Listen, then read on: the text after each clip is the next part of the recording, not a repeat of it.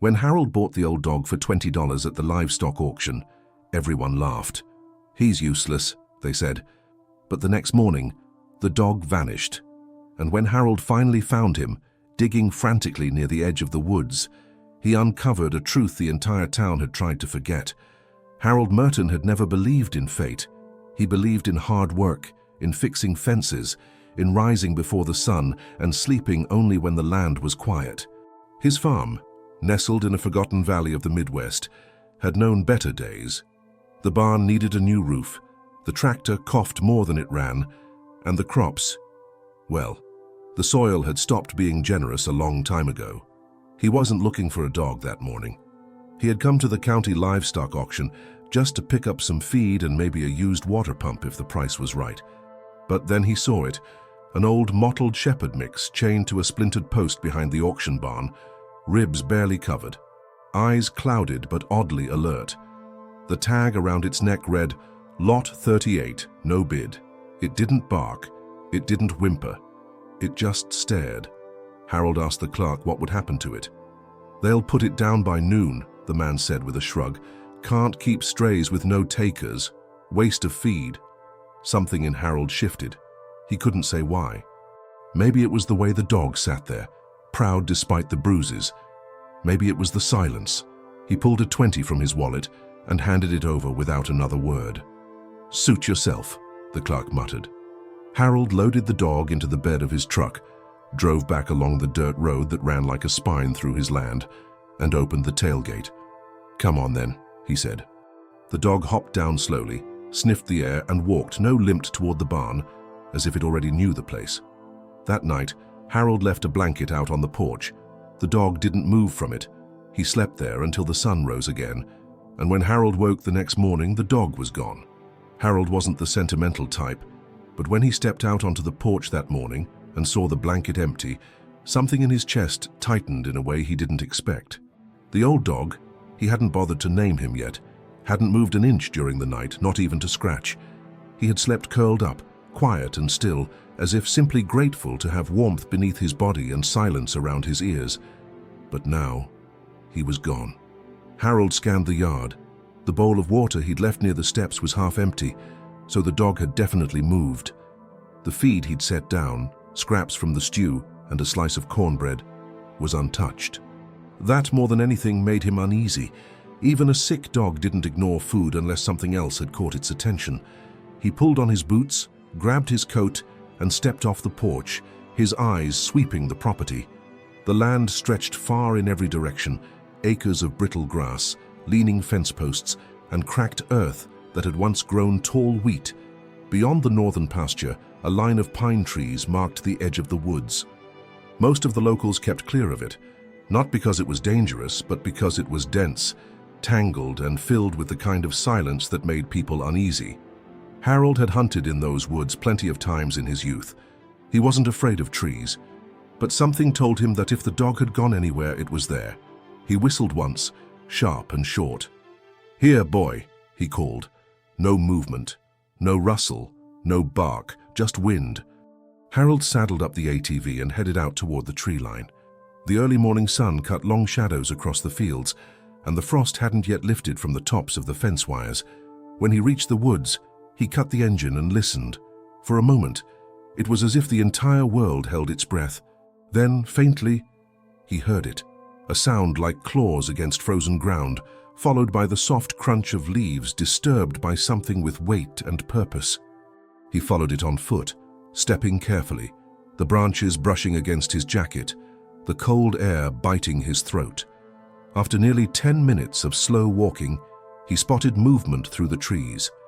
The old dog was there, crouched low to the ground, his front paws digging furiously into the dirt beneath a cluster of brambles near the base of a fallen oak. His body was tense, focused. This wasn't random behavior. It was deliberate. "Hey!" Harold called. "What in God's name are you doing?" The dog didn't look up. Harold pushed through the underbrush and reached the spot, just as the dog unearthed something that made his breath catch in his throat. It was a scrap of cloth, tattered, faded, but unmistakably part of a child's shirt. Bright blue, cartoon print, dirty and frayed, but preserved by the cold earth. The dog stepped back, sat down, and looked up at Harold with eyes that no longer seemed clouded by age. They were alert, expectant. Harold crouched, brushed more dirt aside with his bare hand, and unearthed another object, a rusted metal zipper attached to what looked like the corner of a backpack. Next to it, buried deeper, something glinted. Plastic. A name tag, scratched and nearly illegible. He turned it slowly in the light. Mason Carter, Grade 2. Harold's heart stuttered. He remembered that name. Everyone in town did. 7 years ago, a second-grade boy named Mason Carter had gone missing during a family camping trip 2 counties over. A freak storm had swept through the region, triggering landslides and flooding that washed out most of the trail systems. Rescue crews searched for weeks, and the boy's parents never left the campsite, hoping for a miracle, but eventually the state declared him dead. No trace had ever been found, until now. Harold stood slowly, his eyes still locked on the dog. "Where did you come from?" he muttered. The dog didn't answer, of course, but it rose to its feet, turned away from the shallow hole, and began walking deeper into the woods, without waiting to see if Harold would follow. And somehow Harold knew he was supposed to. He hesitated only a second before stepping after the dog, unaware that what lay ahead wasn't just the key to a mystery, but a truth that had been buried for nearly a decade, along with more than just memories. The old dog moved with purpose, weaving through the narrow path between pines as if retracing a route memorized long ago. Harold followed, one step behind, ducking under low branches, the cold air burning his throat with each breath. The forest grew denser with every yard, the light above fractured by twisted limbs, and still the dog didn't slow. There was no hesitation in his gait. He wasn't wandering, he was leading. After about 20 minutes, Harold began to feel the familiar ache in his knees, the same dull stiffness that always flared when he worked too long in the fields. But he didn't stop. Something about the dog's pace, the way his ears remained forward, tail low but steady, told him this wasn't just about instinct, it was memory. They reached a narrow clearing bordered by 3 collapsed tree trunks, the ground soft from layers of undisturbed leaves. The dog stopped at the edge, nose to the ground, then looked up at Harold with that same eerie stillness from the morning of the auction. Harold stepped forward, eyes scanning the ground. At first, he saw nothing unusual, just damp earth, broken branches, and a few patches of moss. But then his boot struck something with a dull, hollow thud. He crouched and brushed the dirt aside with his hands. It was wood, rotten, damp, but unmistakably part of a box, no, a crate. Someone had buried it here long ago. The nails had rusted through, and the edges crumbled as he pulled the top loose. Inside were waterlogged papers, wrapped in brittle plastic. He lifted them carefully, heart pounding as he unfolded the first sheet. It was a missing persons flyer, Mason Carter, age 7, last seen near Lake Hollow Ridge. Harold blinked hard. These flyers hadn't been posted around his county. They were from farther east. Yet here they were, preserved in a box hidden deep in a forest no one had reason to search. Underneath the flyers were maps, dog-eared trail guides, GPS printouts, some hand-drawn sketches with red ink circling points along a ridge. Each mark had a date, starting from 7 years ago, ending just 6 months prior. Whoever had kept these wasn't casually curious. They had been searching consistently, desperately. At the bottom of the box, he found something else. A laminated badge. It was faded, but he could still make out the emblem, Search and Rescue Unit, Franklin County, K-9 Division, and just beneath it, a name, Max. He turned to the dog, whose fur twitched slightly in the cold wind, and for the first time since bringing him home, Harold understood what he was looking at. This wasn't just an old mutt. This was a working dog, a dog trained to search for the lost. A dog who, for reasons no one had explained, had ended up starving behind an auction barn hundreds of miles from where he should have been. Harold sat down slowly on one of the fallen trunks, the flyer still clutched in his hand. 7 years. That's how long it had been since Mason disappeared. Search efforts had been called off after just 3 weeks. Officials claimed the terrain made survival impossible, and with the floods, the boy was declared dead. His parents had pleaded, begged authorities to continue, but eventually the world moved on. Everyone except the dog. Harold looked back at Max, if that was still his name, and felt the weight of something far greater than coincidence settle across his shoulders. Somehow this dog had survived. Not just the forest, not just time, but abandonment, and now he was still searching. Max turned suddenly and walked beyond the crate, his nose pressed low to the soil, his posture once again shifting from companion to tracker. Harold stood up, legs stiff, and followed. They moved deeper into the forest until the trees began to thin. Then, ahead, the ground dipped suddenly into a shallow ravine. Max descended first, his tail beginning to twitch with each step, his paws cautious, focused. Harold climbed down after him and stopped dead in his tracks. In the soft mud below the embankment, marked clearly by the recent rains, were footprints, small ones, child-sized. They weren't old, they hadn't faded, and from the way the mud still held their shape, they couldn't have been more than a few days old. Harold's breath caught. His eyes moved back to Max, who was now staring ahead toward the bend of the ravine, nose high, body trembling ever so slightly. And that's when Harold realized the dog hadn't been looking for closure. He was still on the mission, and maybe, just maybe, the child he had once tried to find wasn't as far gone as the world had believed. Harold remained still at the edge of the ravine, his breath visible in the cold air, eyes fixed on those small, unmistakable footprints pressed into the wet soil. He counted 6 impressions, 3 for each foot, leading along the bank and then disappearing into the undergrowth. His mind struggled to accept what he saw. There was no reason for a child to be out here, no camps, no homes, no trails, and yet the evidence sat plainly at his feet, undeniable and fresh. Max moved ahead slowly, nose to the ground, following the invisible line between trees and scent. Harold followed at a distance, his eyes scanning every branch, every patch of moss, ears tuned for the slightest sound beyond the crunch of his boots and the slow breath of the wind.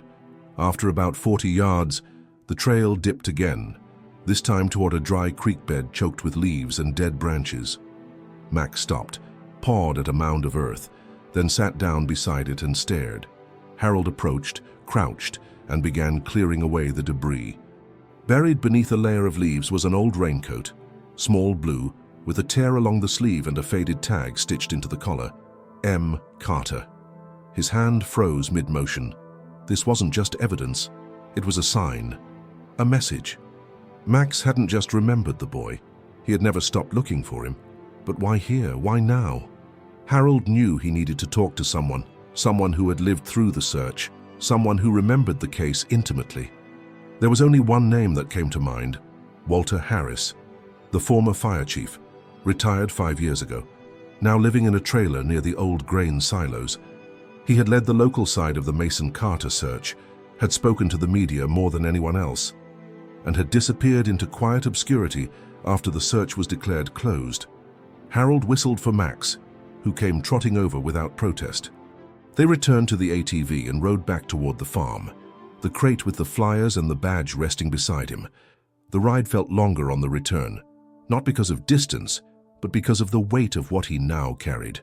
He found Walter seated on a broken bench behind his trailer, drinking coffee from a chipped thermos.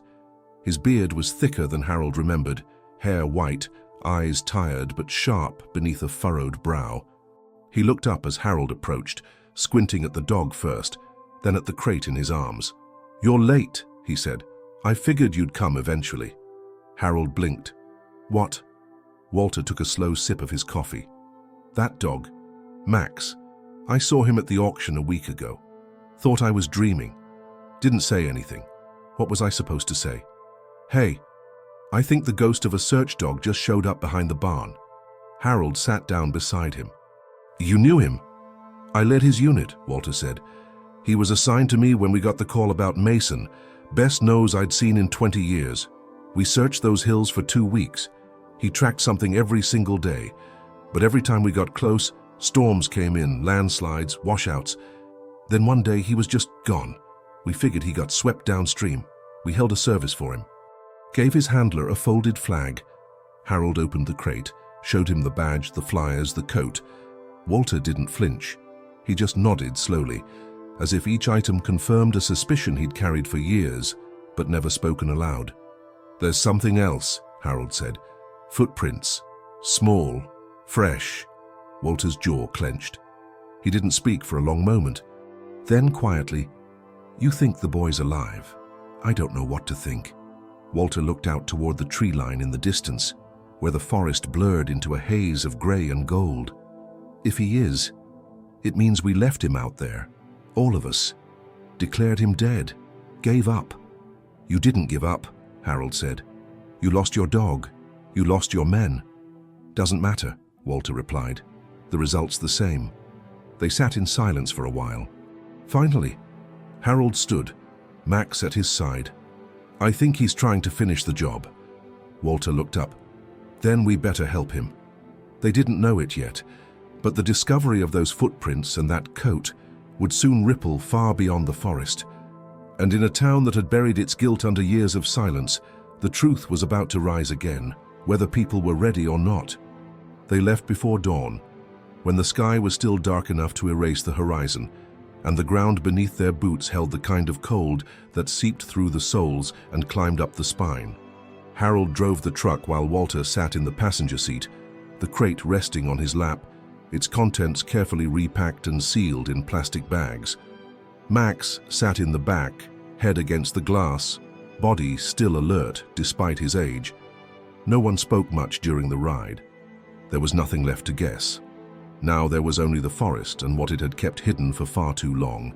They parked at the same spot where Harold had entered the woods the day before and walked the familiar path, this time with heavier steps.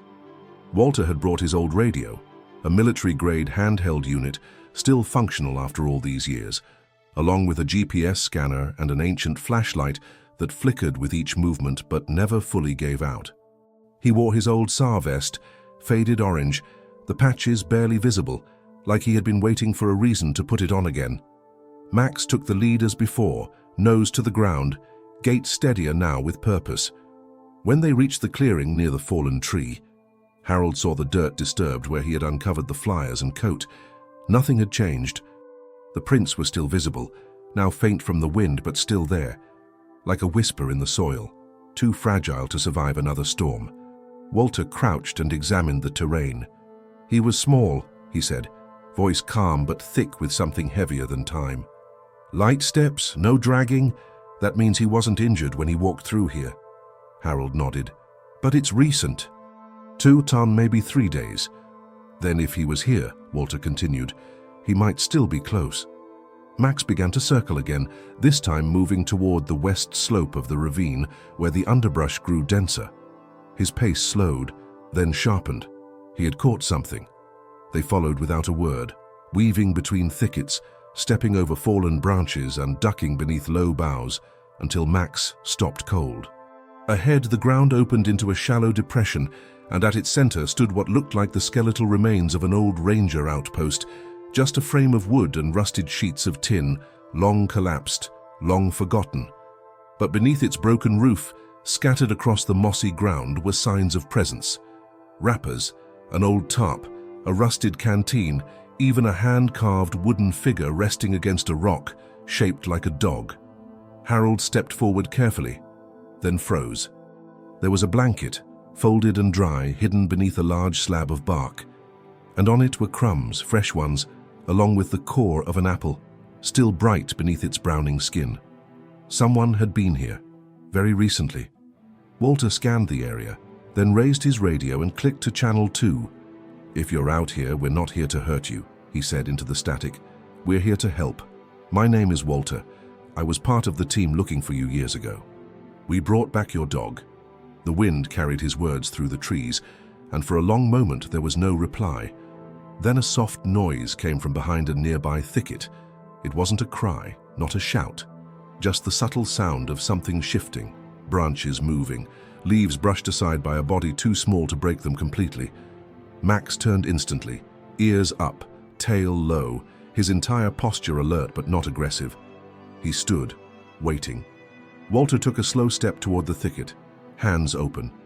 "It's okay," he said again, this time lower, warmer. "We're not with the state. We're not here to take you anywhere. We just want to know you're safe." Silence. Then another sound, quick footsteps retreating through the trees, not frantic but cautious, deliberate.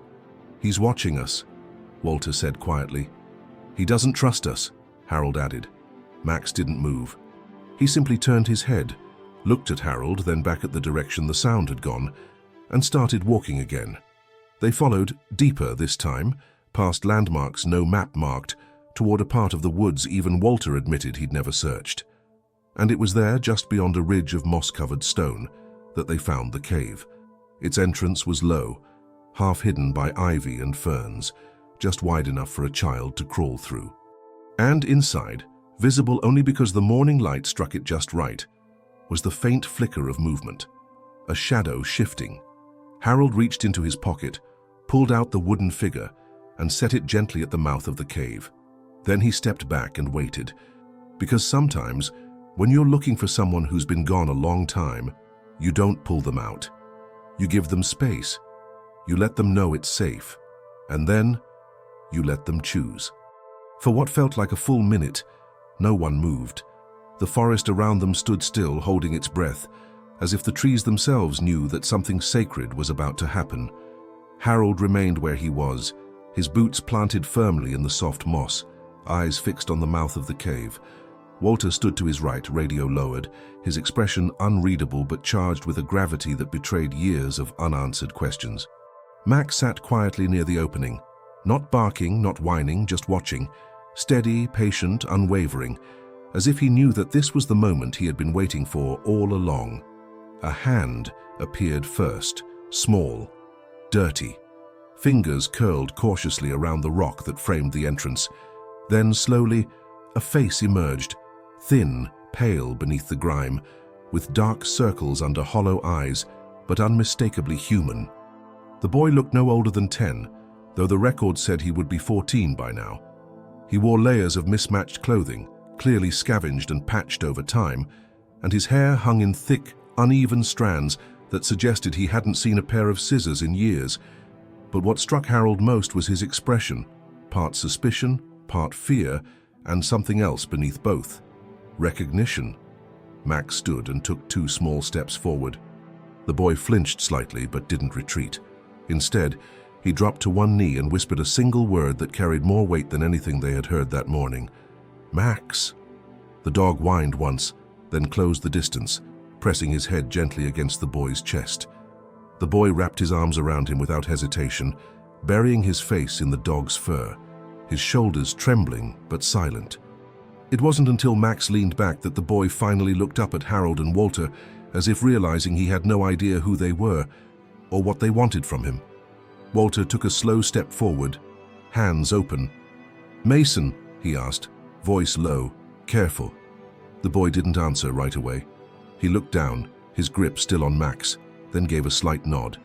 Harold felt something twist inside him, relief, disbelief, and a strange kind of guilt all at once.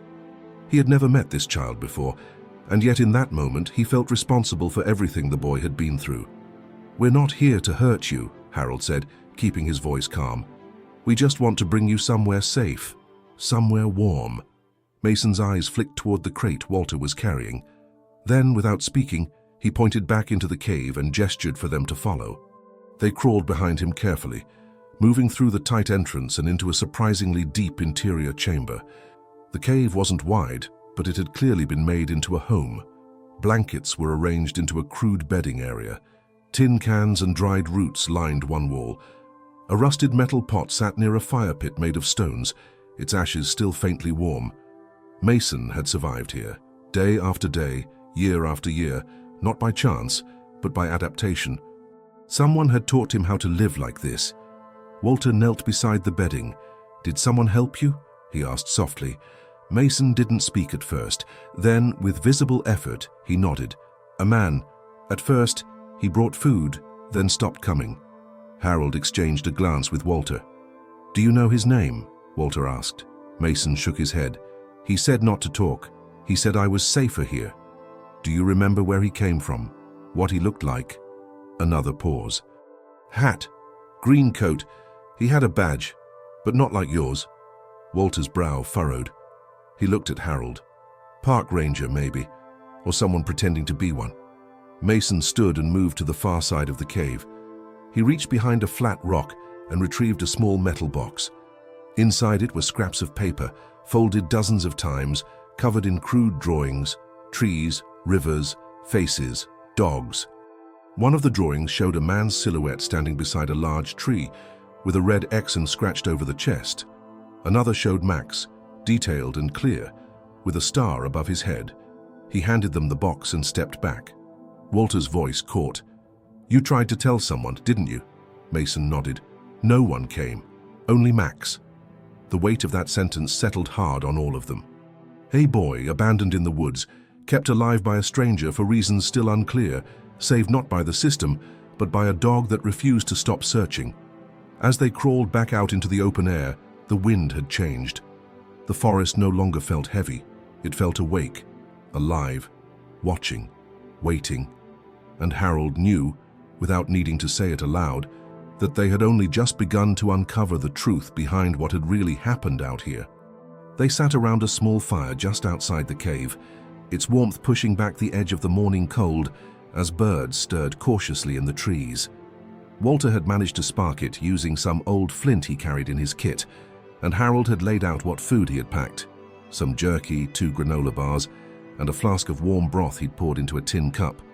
Mason sat between them, Max curled protectively at his side, and though his eyes still darted at the smallest sound, there was now something softer in his shoulders. Not quite safety, but the suggestion of it. Walter didn't push him. He just offered the cup and waited. Mason drank slowly, then set it down and wiped his mouth with the back of his sleeve. For a moment, he stared into the flames. Then, as if reciting something he had been whispering to himself for years, he began to speak. "I got lost after the rain," he said. "We were camping. I followed my dog into the trees. He ran after something. A squirrel, I think. I didn't mean to go far, but everything looked the same once the fog came in." Harold felt the weight of that sentence settle like a stone. "I yelled," Mason continued. "I called for my mum and dad. I tried to go back, but the river was swollen. I couldn't cross, and then it got dark." His voice didn't break, but it got thinner, more fragile. "I stayed under a tree that night. I was cold. I thought they'd find me in the morning. But when morning came, no one came. Not for 2 days, I think." Walter leaned in slightly. "And that's when the man found you?" Mason nodded. "He didn't have a name. He just said I couldn't go back. That there were bad people looking for me. He said I'd be safer out here." Harold frowned. "What kind of man tells that to a child?" "He had a walkie," Mason said. "I think he could hear people talking on it, maybe police. But he only used it at night. Said I had to stay quiet." Walter looked at Harold, then back to the boy. "Did he ever hurt you?" Mason shook his head. "No, but he scared me. He told me if I left, people would think I was lying. That they'd take me away. That my parents would be mad at me for running off. And you believed him." "I was 7. Harold closed his eyes briefly. "The cruelty wasn't always in what people did. Sometimes it was in what they made you believe." "How long did he stay with you?" Walter asked. Mason shrugged. "Weeks, months, I don't know. He would bring food sometimes. Old cans, fruit, matches. But one day he didn't come back. Do you remember anything else about him?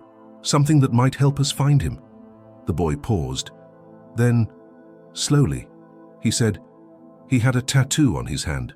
3 letters, MCS." Walter's eyes widened. Harold narrowed his. "That mean anything to you?" "Mason County Search," Walter said grimly. "That was a private volunteer unit. They worked beside us the first week of the Carter case. Then they got pulled for misconduct. Couple of members were caught interfering with evidence. I remember one in particular, Dan Mercer, former ranger. Got kicked out of service years before, never charged, but he disappeared after that." "You think it was him?" Walter nodded. "And if it was, it means this wasn't a rescue. He kept the boy hidden to cover something or someone." Harold stood, pacing a few steps. "Why take a child and hide him, only to vanish months later? What could he have known that was so dangerous?" Mason looked up. "He said someone made a mistake, a big one, that people were scared. He said if I talked, I'd ruin everything." Walter stood too, face pale. "Harold, we need to go to the sheriff, today." But Harold's eyes remained fixed on Mason. "And what about his parents?" Walter's voice lowered.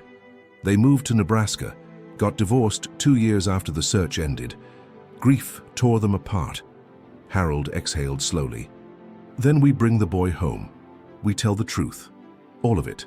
The wind shifted through the pines, carrying away the smoke from the fire. Max stood up, tail moving gently, and pressed himself against Mason's side. Because now that the truth had begun to emerge, there was no turning back. Not for Harold, not for Walter, not for the boy who had lived in silence, and not for the dog who had never stopped listening. Not for Harold, not for Walter. The drive back into town felt surreal. The boy sat between Harold and Walter in the front seat of the truck, wrapped in Harold's old wool coat, staring out the windshield with wide, unblinking eyes as they passed hayfields, grain silos, and weather-worn signs that hadn't changed in over a decade. Max lay curled up in the back seat, silent but watchful, his gaze fixed always on Mason, as if afraid that letting him out of sight again might mean losing him for good. No one said much during the ride. Words seemed inadequate. What mattered now was getting the boy home, wherever that might be, and figuring out what to do with the truth once it stood in the daylight. They arrived at the sheriff's station just after 10, parking in the back lot to avoid drawing attention. Walter had already made a call on the way in, requesting a quiet meeting with Sheriff Addington, an old friend, or at least a man Walter hoped still valued facts over pressure. They escorted Mason inside through a rear door, avoiding the public entrance, and sat him down gently in a private conference room with a warm blanket and a bottle of juice. The sheriff entered a few minutes later, his uniform pressed but his face heavy with fatigue and tension. He didn't speak right away. He looked at the boy, then at Max, then finally at the crate Walter placed on the table. "This is real?" the sheriff asked. Walter gave a slow, steady nod. "It's him, no doubt." "You're absolutely sure?" "We've got his coat, his name tag, drawings he made, details about a man who kept him hidden, right down to a unit tattoo that matches a disgraced volunteer operative from the original search. The boy remembers everything. And the dog never left his side." The sheriff exhaled and sat down. "Jesus Christ." Harold spoke next, voice calm but firm. "The question is, what are you going to do about it?" Addington rubbed his temples. "We open a case, quietly at first. If this gets out before we're ready, there'll be a media storm." Walter leaned forward. "There needs to be a storm. This kid was left in the woods for 7 years. Someone needs to answer for that." But the sheriff hesitated. "You know how this town works. Half the officials from that search are still around, retired maybe, but their names are on that report. If word gets out that someone buried this, that the wrong people pulled back the dogs early, or that someone purposely suppressed the final coordinates." Harold cut him off. "You're worried about reputations. We're worried about the boy." The sheriff looked at Mason again. The boy didn't flinch. He stared right back, not defiant, just tired of being ignored. "I'll do what I can," Addington finally said. "But I need time." They didn't have time. By the next morning, rumors had already begun to circulate. A boy had been found in the woods. Max, the old dog from the auction, had something to do with it. By noon, a reporter from a local radio station posted a cryptic headline online: "Lost child returns, sheriff refuses to comment." And by evening, strangers began appearing near Harold's farm. The first was a woman with a camera and a notepad, asking if Mason was staying there. The second was a man in a dark sedan parked near the tree line, who drove off the second Harold approached with a flashlight. The third was someone Mason recognized. They were sitting on the porch that night, Max sleeping at the boy's feet. When the truck pulled up slowly, without headlights, the driver didn't step out. He just waited. Mason stood immediately, his body stiff, face drained of color. "That's him," he whispered. "That's the man from before." Harold stood, heart racing. "You're sure?" Mason nodded once. Walter came out the front door, shotgun in hand, just as the truck turned and drove away into the night. They didn't chase him. There was no point, but it confirmed what they feared. Someone knew Mason was back, and they weren't happy. Because the truth never stays buried forever, and now that it had begun to rise, there were people in town who would do anything to push it back underground. By the following morning, Harold knew they were being watched. Not in the paranoid sense of someone chasing shadows, but in the way a man notices subtle changes in the air. Familiar vehicles passing by the farm too often, strangers who didn't meet your eye when you greeted them, the distinct pause on the other end of a phone line when you asked a direct question. The sheriff had promised discretion, but word was leaking anyway, and Harold suspected it wasn't by accident. Walter called just after 7. His voice was tight, clipped. "They denied my access to the official archive," he said. "Claimed the Mason Carter file is under restricted review due to ongoing evaluation. I spent 20 years in that department, and I've never heard that phrase in my life." "They're stonewalling," Harold replied. "Exactly. Which means there's something in there worth hiding." Harold looked at Max, still resting beside Mason near the porch, the boy's head on the dog's back as he dozed beneath the blanket. They had barely slept the night before. The truck's silent appearance had shaken them both more than either wanted to admit. "Come by the barn," Harold said. "We'll dig into what we can from here." Walter arrived an hour later with a box of old newspaper clippings, a thumb drive filled with PDF scans of early reports, and 2 battered notebooks he claimed were copies of his original field logs, pages that had never made it into the official records. Together, they spread everything out across the feed table in the barn, shutting the doors tight behind them and covering the windows with an old tarp. For the next several hours, they poured through every document line by line. What emerged was troubling. The official story claimed that the last confirmed sighting of Mason had occurred near a narrow trail west of the campground, one that led toward a creek. But Walter's logs told a different story. Multiple K9 alerts had occurred farther east, near an abandoned ranger post that had been flagged early on but then abruptly dismissed as inconclusive. Walter remembered the order. It came from a man named Blake Winston, liaison between local law enforcement and the Private Search Unit, MCS. Harold frowned. "Winston, he's on the county board now, isn't he?" "Vice chair," Walter said. "And one of the men who pushed hardest to shut down the search after the second week." Harold pointed at one of the reports. "Look at this. 3 dogs lost scent within 100 yards of that same ranger station. That's not a coincidence." Walter nodded. "That's a blackout zone. Someone wiped it clean or was operating there undetected." As they cross-referenced names and dates, a pattern began to emerge. Any lead that pointed toward the east side of the forest, near the cave Mason had lived in, had been either dismissed or completely omitted from the final summaries. And the one person who had consistently insisted on searching that area had been reassigned after a procedural conflict. Her name was Ellie Granger, a junior deputy at the time, now relocated out of state. "We need to find her," Harold said. "She may be the only one who fought this." "I already reached out," Walter replied. "She's willing to talk, but not over the phone." Harold exhaled, rubbing his temples. "So we've got a boy hidden, a dog who never stopped looking, a disgraced volunteer who vanished, and half a search record that doesn't add up, and people in power who are still trying to keep it that way." Outside, a car passed slowly down the dirt road. Harold peeked through the gap in the tarp, catching sight of a white SUV with tinted windows. No plates visible. "They're watching us again," he muttered. Walter stood and closed the barn doors fully. "Then we move faster." That night, Harold returned to the house and found Mason sitting alone at the kitchen table, Max by his feet, the boy staring at the radio he had recovered from the cave. It was old, its casing cracked, battery long dead. But Mason held it like it still had power, like it still whispered something only he could hear. "I think he's still out there," Mason said quietly. Harold crouched beside him. "The man in the truck?" Mason nodded. "He's waiting." Harold placed a hand on the boy's shoulder. "Let him wait. This time, we're not afraid of the truth." And in that moment, even Max seemed to lift his head with a silent agreement, as if the dog knew better than anyone that some fights don't end in the woods. Some only begin when you come back out. Ellie Granger hadn't set pied in Mason County in over 6 years, and even now, as she sat in the back booth of a diner just outside the neighboring town, She looked like someone who still carried the weight of unfinished business. She wore a faded green jacket zipped halfway to the collar and kept glancing at the window, fingers wrapped tight around a cup of coffee that had gone cold long before Harold and Walter arrived. She didn't smile when she saw them, just nodded once and motioned for them to sit. "I figured someone would come eventually," she said.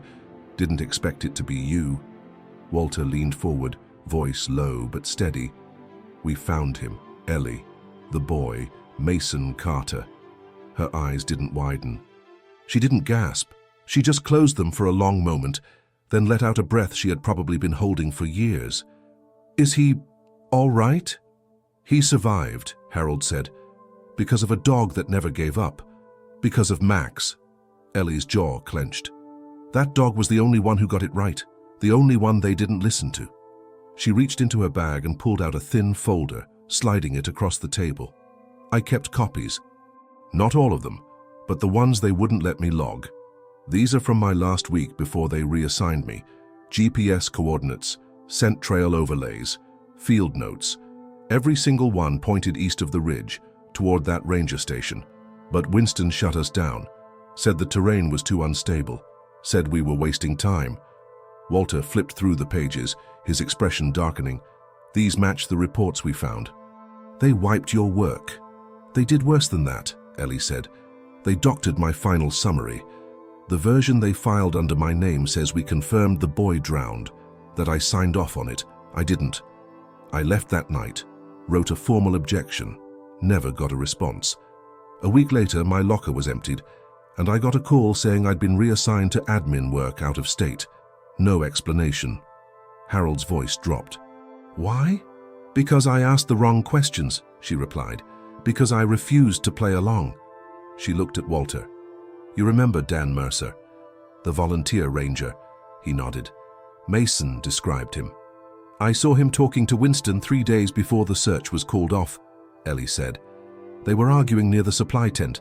Mercer had a folder, thick, sealed. Next day, he vanished. I tried to log it as suspicious, but the entry was deleted." Harold leaned back.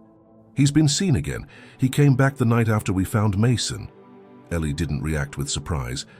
"Then he knows the kid's alive, and if he knows that, he won't just disappear again."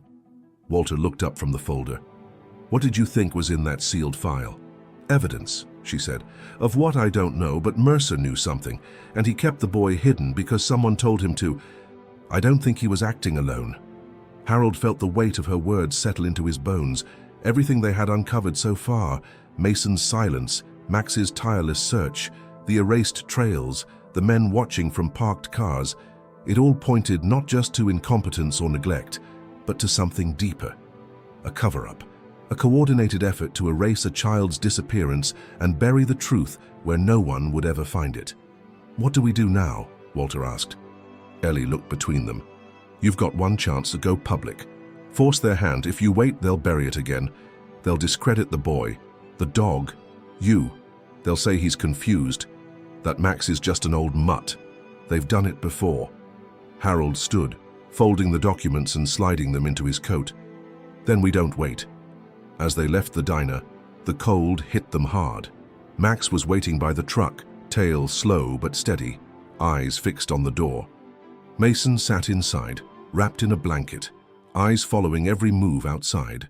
When they returned, he looked at Harold. "Did she believe me?" Harold nodded. She never stopped. But as they drove away, Walter noticed a black sedan parked across the street, engine off, no plates, just like the one near the farm. "They're still watching." "And they're getting closer," Harold replied, "because the more truth you carry, the heavier the silence becomes." And someone, somewhere, was getting desperate to keep it quiet. They didn't sleep that night. None of them. The barn became their base of operations, a place to think and plan without thin walls or nosy neighbors. Ellie stayed, pacing between the workbench and the feed trough, rereading the documents she had protected for years. Walter took calls from old contacts, quietly vetting journalists he could trust. Harold sat with Mason, answering every question the boy finally dared to ask: where his parents were, what the town had become, and why people were afraid of the truth. Max didn't sleep either. He patrolled the perimeter, his steps slow but methodical, nose constantly testing the air. By morning, the plan was in motion. They would go to WLMN, the local independent news station based 3 towns over. It wasn't flashy, and it didn't have the reach of national media, but it was clean.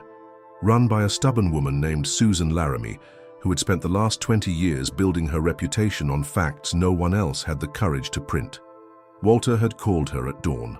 By 7, they were on the road. The drive was quiet. Mason sat in the back seat next to Ellie, head against the window, Max curled at his feet. Harold drove, Walter made calls. The tension was no longer theoretical. It was present in the way every passing vehicle was watched, in the way Ellie kept checking the rearview mirror, and in the quiet agreement between them all. This was their only shot. They arrived at the station just after 9. Susan was waiting out front, arms crossed, eyes sharp, grey streaks in her tied-back hair. She didn't waste time on greetings. "You've got 30 minutes before the pressure comes down," she said. "I've already had 2 calls from the sheriff's office and 1 from the county board, all warning me that this is legally sensitive." Walter handed her the folder. "That's why we're here. You air this, you won't just be breaking a story. You'll be saving what's left of this kid's future." Susan read the first few pages in silence. Her expression didn't change, but her posture did. She motioned them inside. They set up in a back room, no formal studio, just a controlled space with a camera, a mic, and enough lighting to make it official. Mason didn't want to speak on camera, and no one forced him. Instead, it was Walter who told the story, guided by Ellie's notes and Harold's observations. The footage was raw but undeniable, documented falsifications, omitted search coordinates, the identity of Dan Mercer and his mysterious disappearance, and above all, the dog who had never stopped searching. Susan nodded through the recording. When it ended, she stood up. "I'll have it live by noon, but be warned, this won't go quietly." They left the station and drove back toward the county line. Less than 20 minutes later, as they passed the curve near Miller's Creek, a pickup truck cut across the road in front of them, forcing Harold to slam the brakes. A second car pulled in behind, boxing them in. 2 men stepped out, one in a cap and vest, the other in a sheriff's deputy uniform with no visible badge number. Walter's voice dropped. "Stay in the truck." Harold opened the door slowly, keeping his hands visible. Ellie did the same. The man in the uniform approached. "We need to confiscate certain materials in your possession, county property. We were told you removed sealed evidence without clearance." Walter stepped between them. "This is protected by whistleblower statute.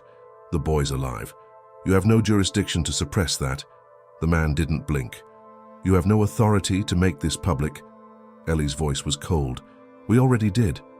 That was when they heard the buzz of a phone vibrating. Susan was calling. Harold answered. "Tell me it's out."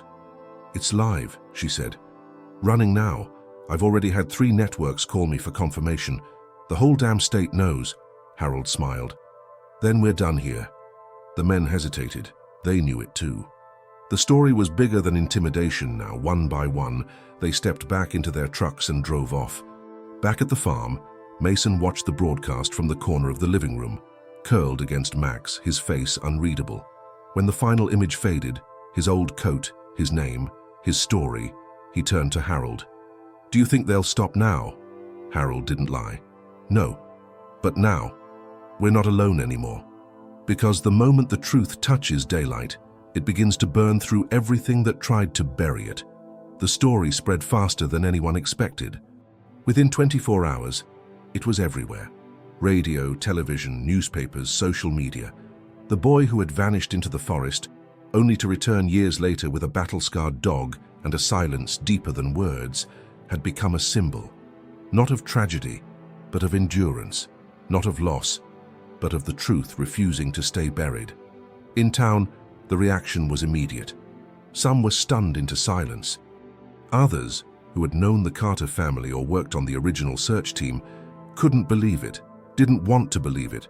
But most people, they felt something deep in their chest, a mix of shame, awe, and the haunting realization that they had lived alongside a lie for years without even questioning it. The sheriff's office was flooded with calls. Reporters swarmed the streets. The state governor released an official statement demanding a full investigation into Mason Carter's disappearance and the handling of the search operation. And quietly, without much noise, several people began to vanish from their posts. Winston didn't show up to the county board meeting. A few others went on sudden medical leave. Offices were locked, files quietly removed or destroyed. Damage control had begun. Harold watched it all unfold from his front porch, coffee in hand, Max at his side. Mason sat at the wooden table nearby, sketching something in a notebook. A forest, a cave, a boy, and a dog. His drawings were quiet, but they told stories he still couldn't say out loud.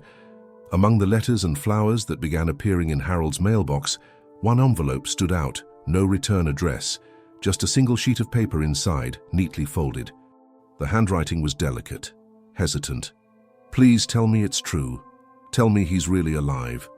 It was signed, Lily Carter. Walter made the call. Mason's mother answered on the second ring. She cried the moment Walter said her son's name. Within 48 hours, she was on a flight home. She hadn't stepped foot in Mason County in over 5 years. Too many memories, too much pain. Her marriage hadn't survived the loss. Her body had, but barely.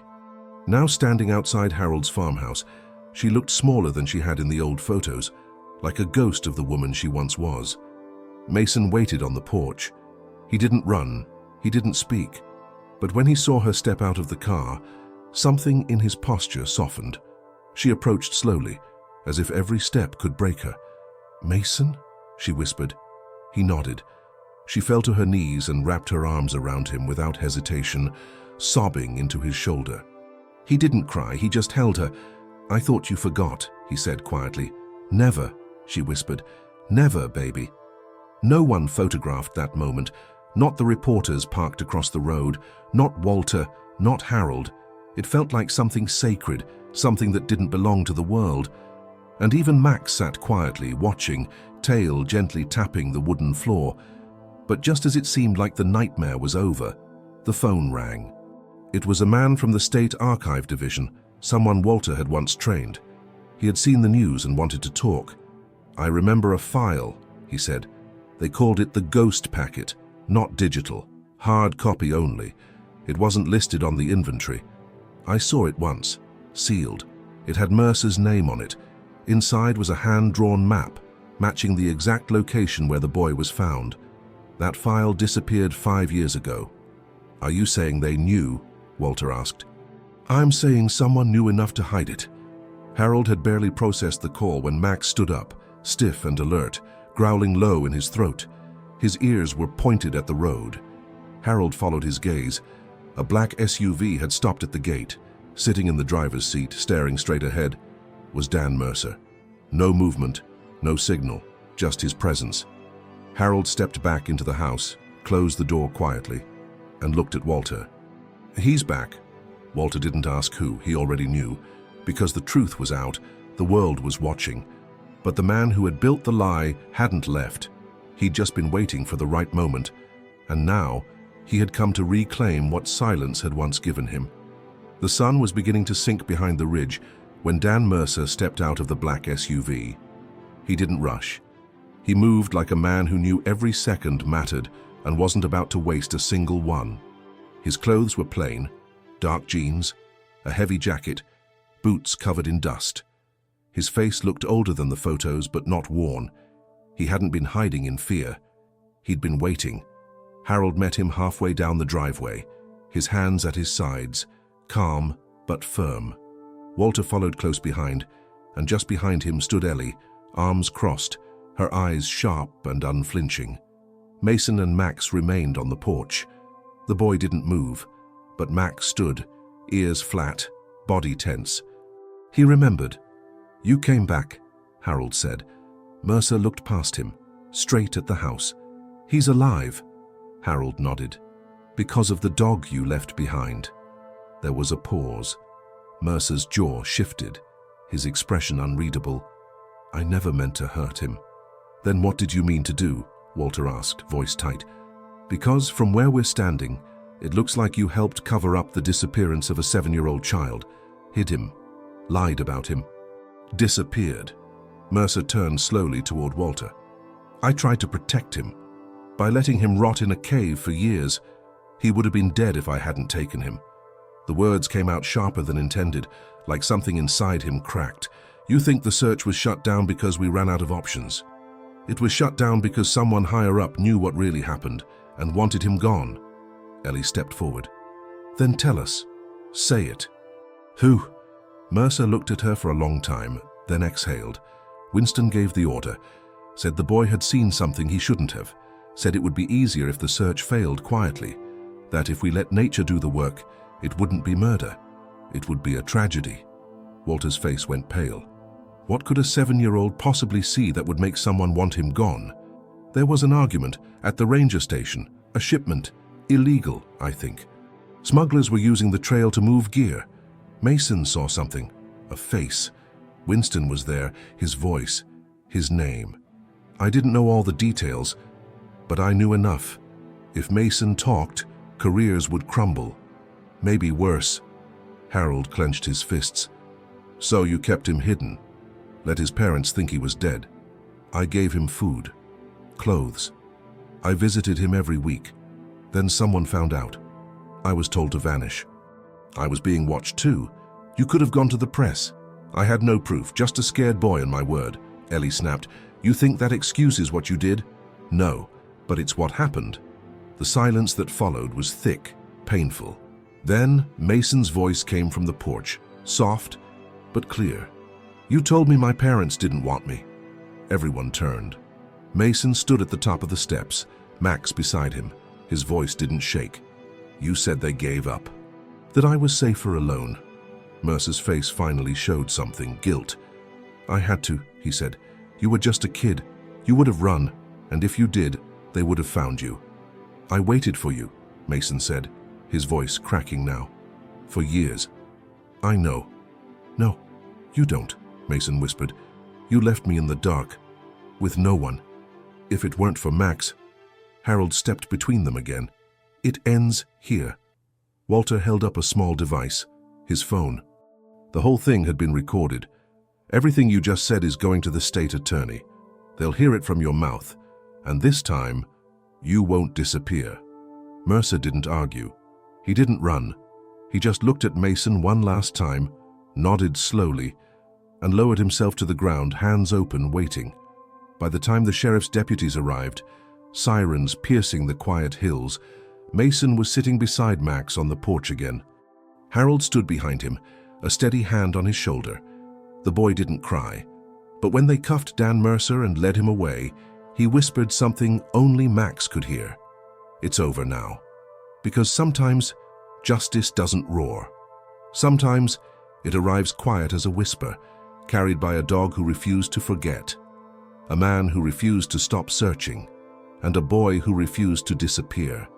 It took weeks for the media storm to settle, and even longer for the town to find its breath again.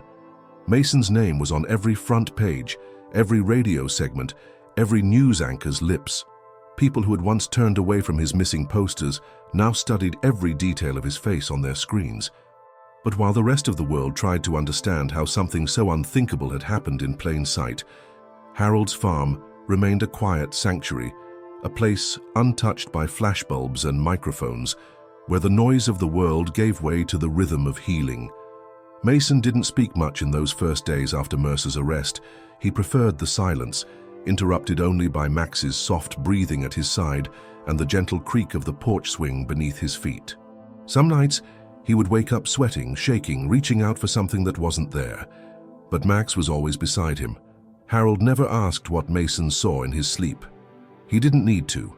He just made sure the boy had warm food, clean clothes, and the certainty that no one would ever make him disappear again. Walter came by every day. Sometimes he brought paperwork, sometimes groceries, sometimes nothing but quiet conversation. Ellie stayed for a while too, refusing to return home until the official investigation was sealed and the right people were held accountable. The county board dissolved under pressure from the state. Winston was indicted. Several officers were suspended. The ghost file, recovered from a locked cabinet in the clerk's office, was now key evidence in a growing criminal case. As for Dan Mercer, he pled guilty, voluntarily, no deals, no conditions. He gave a full confession, naming names, handing over years' worth of notes, and explaining in painful detail how an innocent child became collateral in a corrupt system that valued silence over justice. He was sentenced swiftly, and when the verdict was read, Mason wasn't in the courtroom. He was at home watching Max chase a butterfly across the yard, laughing for the first time anyone could remember. Lily Carter stayed close. At first, Mason kept his distance, unsure how to accept the return of someone he had grieved for, but she never pushed. She sat with him when he was ready. She answered every question he asked, no matter how difficult. She cried when he didn't. And slowly, over meals, quiet walks, and long afternoons spent in the barn, the pieces began to reconnect, not perfectly, not the way they were, but with the fragile, hopeful strength of something that refuses to be broken a second time. One afternoon, Harold found Mason sitting at the base of the oak tree near the ridge, the same place Max had first led him weeks earlier. The boy had a notebook in his lap, and he was writing, not drawing, not copying, but writing in full sentences. Harold sat down beside him, not speaking until the boy looked up. "I'm writing a story," Mason said. "Yeah? About a dog who saved a boy when everyone else gave up." Harold smiled. "Sounds like a story worth telling." The boy didn't smile back. He was too serious for that. But his eyes, once hollow and distant, now held something else, light. Later that evening, as the sun dipped below the horizon and cast golden light across the fields, Harold watched Mason walk across the yard with Max at his side, the dog's old legs moving with the same quiet determination that had once carried him through years of searching. There was something sacred about that image, a boy and a dog, no longer running from the past, but walking into whatever future they chose together. And for the first time since that terrible day so many years ago, Harold felt something like peace, because the truth had come home, and it had come on 4 legs, with muddy fur, tired eyes, and a heart that never stopped fighting. If this story moved you, if Max and Mason's journey reminded you that loyalty and courage can outlast even silence and fear, consider subscribing to our channel. Stories like this deserve to be told and remembered. And if you want to know what happens when a lonely stray shows up at a hospital gate night after night, don't miss the next story we're about to share. You won't believe what the doctor found when he finally followed it. Until then, take care, and never forget, sometimes the most powerful heroes don't speak. They simply stay,